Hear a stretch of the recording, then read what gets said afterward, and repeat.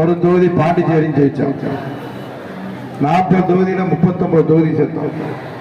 ஆனா ஒரு தொகுதி தமிழ்நாட்டிலேயே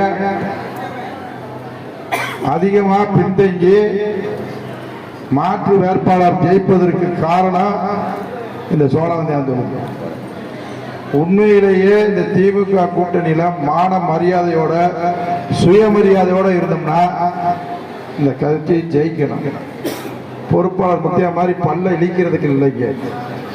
கட்சியில உங்களால உருவாக்கப்பட்டு இந்த அமைச்சர் பொறுப்புல இருக்காங்க.